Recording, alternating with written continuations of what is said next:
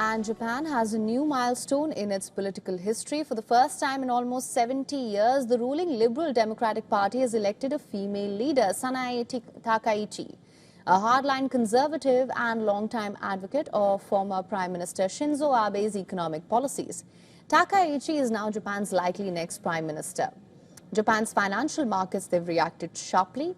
Investors are betting on what's being called the Takaichi trade. Expectations of bigger fiscal stimulus, looser monetary policies and a weaker yen. Tokyo stock surged to record highs on Monday, with the benchmark Nikkei 225 soaring as much as 4.3% to an unprecedented 47,734 in the first 15 minutes of trading. Meanwhile, the broader Topix index gained 2.3%. At the same time, the Japanese yen weakened sharply against the US dollar, falling 1.6%, reflecting investor expectations that Takaichi's administration will push for expansionary policies. Traders are eyeing the so-called Takaichi trade. Companies in sectors ranging from pharmaceuticals and semiconductors to auto and engineering saw strong gains. Defense companies in particular rose on anticipation of increased military spending. Under a Takaichi government, with Mitsubishi Heavy climbing 13% by mid-morning, however, financial stocks lagged as traders they've scaled back bets on a Bank of Japan rate hike this month. Resona Bank fell nearly 5%, while Mitsubishi UFJ dropped about 2.5%.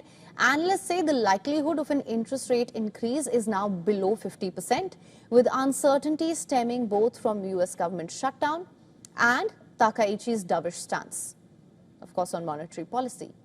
The bond markets also reflected this mixed sentiment. Short-term Japanese government bond yields fell by 5 basis points, while long-dated bonds sold off, with 30-year yields rising 0.13 points to 3.28%.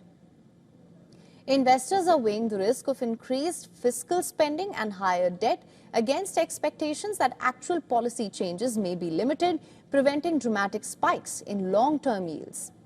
Market strategists note a tug-of-war between short-term political volatility and the gradual impact of increased bond issuance. Some warn that prospective defense as well as growth-oriented spending combined with the larger supplementary budget could heighten uncertainty for investors in the months ahead.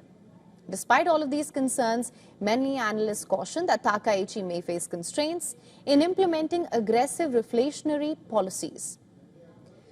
Now, her coalition partners and the broader political balance in the LDP could temper expansive measures, limiting the potential for major market disruptions. For now, the markets are riding this momentum of this Takaichi trade, but economists and strategists alike, they are keeping a close watch on how Japan's first female prime minister will navigate this delicate balance between growth, fiscal responsibility, as well as monetary policy.